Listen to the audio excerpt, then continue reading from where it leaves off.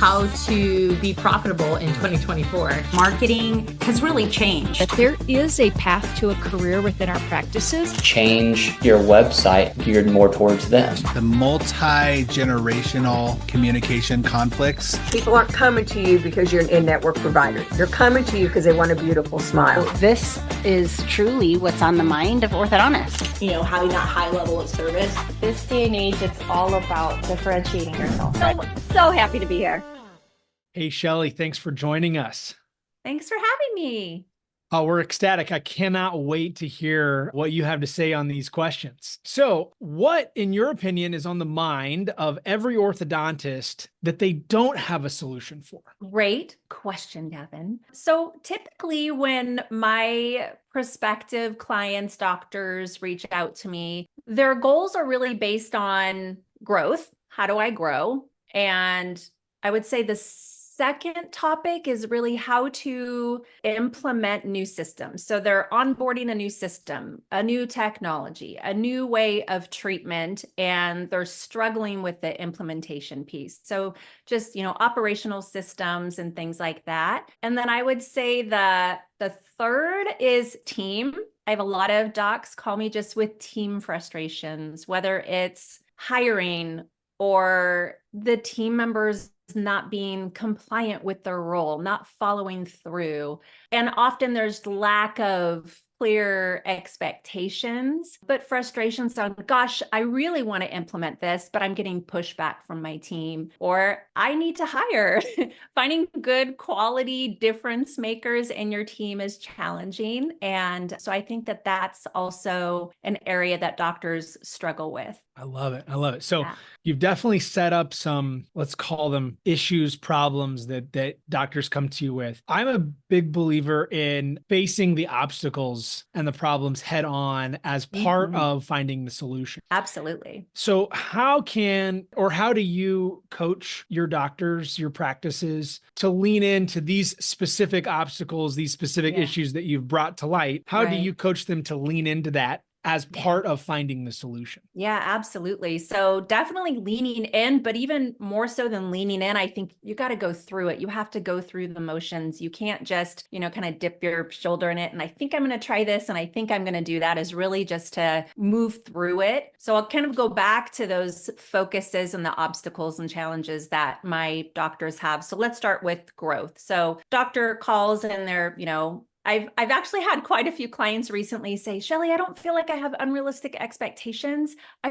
I want to produce and get to where I was in 2021 or in 2022, but they have to look at the data. So if you're trying to grow your production and you're not where you are, what does that look like from your data? Because you have to know where you've been and where you are and where you want to go. So where are you down? Are you down in your conversion numbers? Is it a TC training issue? Are you down in your consultations that are on the schedule? So that's more of like a marketing issue. So really knowing why you're struggling in the very specific areas. And then I think you can come up with solutions on tackling those areas. An example of marketing is some practices don't know where their patient base has really come from. Maybe they think they know, like, let's say who their number one doctor referral is.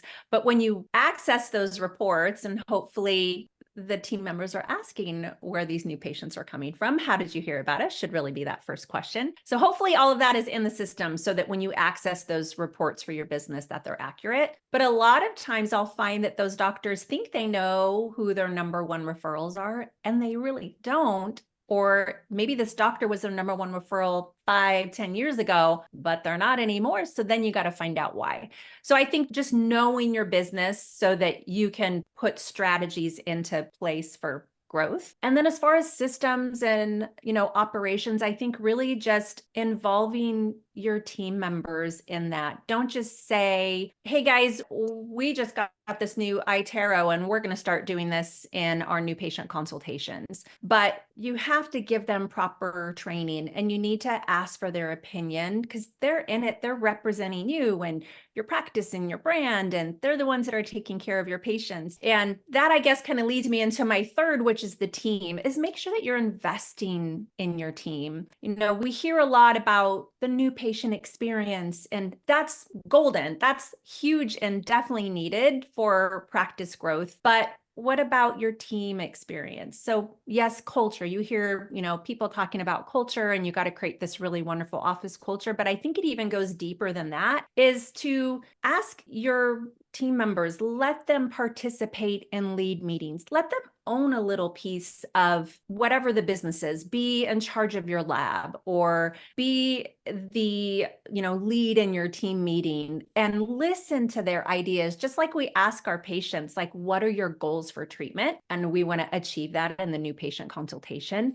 We need to ask our team members and let them feel valued and heard, and let them be creative and give them room for personal and professional growth. Otherwise, they're not going to be happy and they're going to go look somewhere else, and your team is your everything. So I really feel like these doctors need to be very team centric and empower them to be the best that they can be, so that they feel really good at the end of their day and that they're contributing to the doctor's, mission and vision for the practice. So just really investing and listening and communicating with your team members, I think, is key. I love that, because definitely if we can empower the team, then that just raises everybody up. I wonder if you could provide some insight from your experience when you go into these offices and you see teams that aren't being empowered. Yeah. Do you have any insight about what are some of the specific reasons that the doctors, or maybe an office manager or somebody, whether they know it or not, what are some of the reasons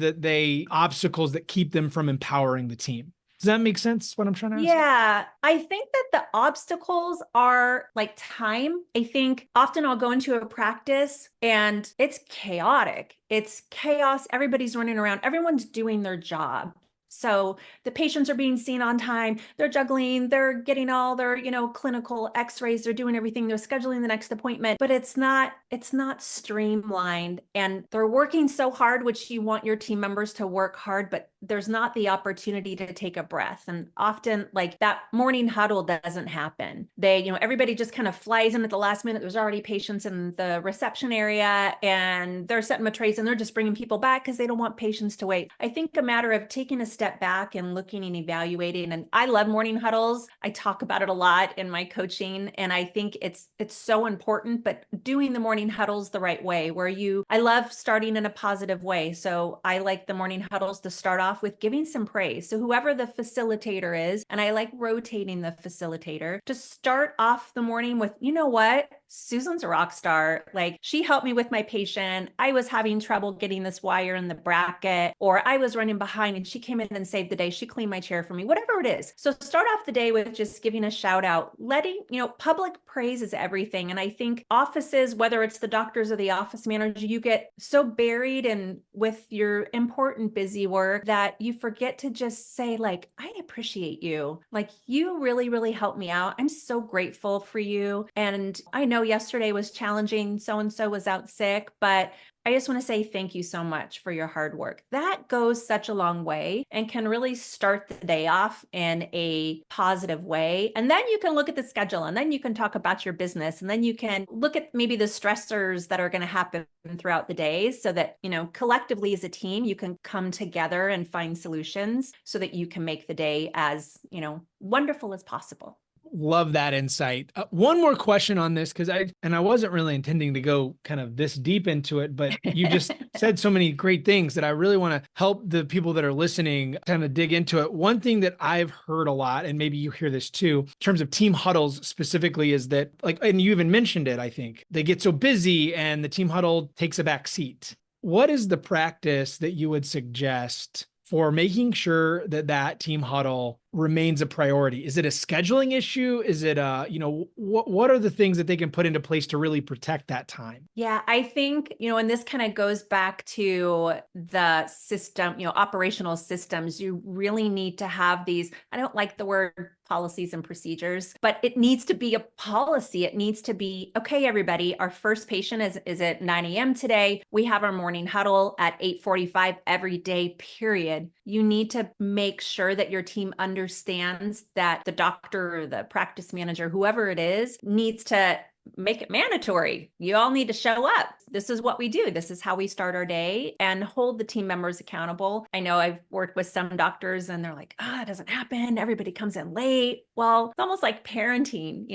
If you allow that behavior, then nothing's going to change. So you need to put some things, concrete things, come together as a team, but let them know it's for them. You guys, I want you to enjoy your days here in the office. I don't want you to be stressed. In order for us to have a really great day together and give 200% to our patients and to one another, to our team, this is how we're going to be starting off our day. Not, running in like a chicken with your head cut off, but coming in, coming together, giving some shout outs, talking about all the great things that you're doing as a team is really going to set the stage for a really fantastic day. Love it. I love it. And I would say, and as a question, and doctors should lead by example. Yes. But funny you say that. A lot of my offices, the doctors don't always arrive to the practice early before the patient. But what I tell my teams are that's okay. Really, the doctor is a guest at the huddle. I don't even like the doctor to lead the huddle. The doctor is a guest. He should have an empowered team that are basically going to tell the doctor, doctor, like, I got this. This is what's happening today. So-and-so did a fantastic job. So that's why I like rotating the facilitators. I don't want it to always be an office manager, or always be the TC, or always be the clinical lead. You can have a facilitator, but every team member has a piece of that huddle that they're talking about. So the clinical lead has, they're going to be talking about the labs, or we're having an issue, or we have a TLC patient that's coming in today. The scheduling coordinator is going to be talking about the available appointments, the emergency patients that are coming in for the day. The TC can talk about business and yesterday's successes with same day starts and things like that. So truly the doctor is a guest. So no excuses, people. You have to do your morning huddle. And doctors, if you're there, awesome. But if you're not, then the show must go on. Okay, great. I love that perspective. All right. So Shelly, tell us a little bit about yourself, who you are, what you do. We'd love to learn more about you. Thanks. I'm Shelly Bostrom. I am owner and founder of Align My Practice Consulting. I've been in this industry. I'm not going to tell you the exact years because then you'll know how old I am, but let's just say it's a lot. It's over 2 decades. And I think that what makes me unique as a practice consultant is that I really held every role within the office. So I started out clinical. I was an RDA here in California right out of high school. Then I was kind of a floater position, but I've done the financial coordinator, scheduling, marketing, TC, management, and it's kind of full circle now brought me to where I am today as a consultant. I do work primarily with ortho offices, but I also work with some GP and pedo offices who either I'm super passionate about airway focused orthodontic treatment. So I do work with a lot of pedos and GPs that do airway, or they want to integrate, phase 1 ortho or clear aligners into their practices as well. And I do virtual training. I love traveling. My husband and I are recent empty nesters. And so I've got flexibility to travel. So I love going into offices all over the country and really just immersing myself as a team member with them so that I'm like in the trenches with them and we all succeed together. I love it. I love it. Well, and congrats on being an empty nester, huh? Yeah. I don't totally love it yet. I miss my kiddos. My middle guy he recently graduated from college. So he's back home working until he's out on his own, but it's a little sad. I miss not having all 3 of my little birdies in a nest all the time. But they're, what do they say? You give them roots, give them wings, and they're all thriving and successful and happy. And that's what's important. I love it. Yeah. If someone wanted to get in touch with you, learn more about you, where would we send them? Oh, I'm all over. So all the social medias. So my website is alignmypractice.com, but you can find me on Facebook, Instagram, YouTube. You can find me. All Just the socials. Google me. Yep. All the socials. All right. Perfect. Perfect. All right. Well, so we want to take the focus in these last 2 questions kind of more broad, a little bit beyond the practice. And I'm really interested to hear your insight here. We've discussed some initial problems at kind of a practice level and some ways that we can find solutions or solve for those. Yeah. Now we want to take the focus to the industry. And it can also, I would also like to hear if there's a practice level idea that you have, but where do you believe that as you look out into your crystal ball into the future, right? Where are practices and the overall industry vulnerable? If you're vulnerable, it means really that you're weak and you don't have any protection. And I don't really feel that our industry is vulnerable because we are surrounded by technology and so many industry professionals that you should be able to create your protection and create your team. I mean, all of these industry leaders like you, Devin. So we have some mutual clients that I consult with them, and they are fortunate enough to have wonderful WildSmiles as part of their practice and creating a great experience and a fantastic treatment option. You want that doctor to succeed. I want that doctor to succeed. And I think that if you're vulnerable, if you're not forming your team, you're not getting all of these great industry professionals and companies to help support you and move forward. So I actually don't think that. I think you're going to be vulnerable if you just sit back and wait for success to happen, or if you sit back and you wait for, you keep doing the same things that you're doing, because you have to adapt and move forward with everything that's happening in our industry. I don't know if that's the answer you wanted, but that's how I feel. I love that perspective. And I think that sometimes when change happens, we feel vulnerable. But yes. I love your perspective, because maybe the feeling doesn't match the reality. Yeah. We feel vulnerable, but really, if we lean into all these people and companies around us that want us to succeed, right, we really are not vulnerable. You're not. You're really, really not. And you have to it's okay to be uncomfortable. That's part of the process. So be uncomfortable, go through those feelings. You're going to come out on the other side, but you have to, they say you have to be comfortable with being uncomfortable. Absolutely. Like, I'll even give an example for me. I'm like old school. I like going into offices. I didn't want to do virtual training. I like this, face-to-face, in person. I want to be in the office. I want to meet the team members, and I'm a hugger and, all of that. And it was hard for me. I was uncomfortable with doing this virtual training and coaching, but I had to adapt. I had to listen to the needs of my clients. My clients, this option worked out for them. So I needed to be adaptable and lean into that and be uncomfortable. And I remember the first time I was doing it, I'm thinking, okay, like, do I look okay? I just wasn't sure. And now I'm comfortable with it. So I moved through it. I leaned into it and I went through it. I'm on the other side of it and I adapted to it. So I think just being comfortable with being uncomfortable and forming your team. I love it. I love it. Okay. Well, so then if we look in, maybe I can't wait to hear your perspective on this. So practices and in the industry, where do you feel like things are positioned for success? Well, along the same lines, definitely well positioned for success. So if we're going to talk about growth, you have to know your data. You have to look at all of your KPIs, and in combination with that, form your team. So like I said earlier, you need to know where you were. If you say, gosh, I just want to have my practice, generating those same revenue that it generated in 2021. Okay, so let's look at that. How many new patients were you seeing per day, per week? How many days was the doctor in the office? What were you doing for marketing? Who were your number one referrals? And then look at now and find out what the difference is. And I think then you can form those strategies with your team of industry professionals that are right there with you and want to succeed right along with you, and then put those plans into action, and you will absolutely be successful. It's going to be uncomfortable, but you'll be successful. You just have to keep trudging forward. I love that. It's two sides of the same coin, right? Yes, absolutely. Yeah. Okay, well, so we've discussed quite a number of things, and we want this podcast to be something that busy professionals in our industry can listen to and take away some nuggets that are actually implementable, like next business day, right? So if you could boil down kind of some concrete next steps, 1 to 3, you don't have to have 3, but we would love for you to have at least 1 for our listeners to take back and be able to implement, next business day. What are your recommendations there?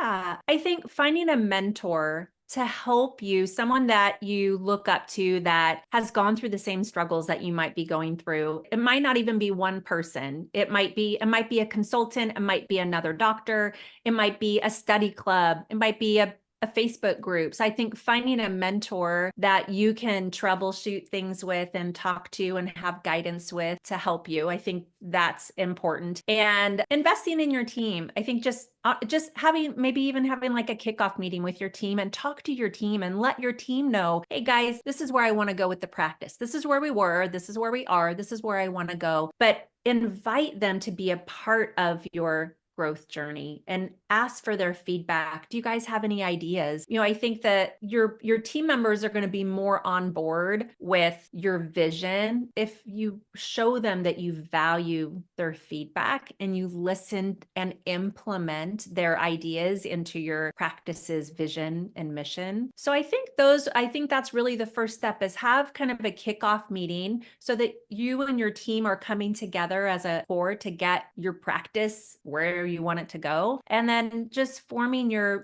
team, finding like your more, executive team where you can find a mentor and a group of like-minded doctors that you can work together and support one another, I think is key. I think sometimes doctors feel like they're alone and they don't have, they see other people maybe being successful and they feel alone on what's wrong and why aren't I, why is my practice maybe not as successful as theirs? So I think just finding your mentors and your people who can support you and help you grow, help you get to where you want to go. I love it. Those are awesome recommendation. And I really appreciate that you've taken the time to give us your expertise on this. So thank you very much.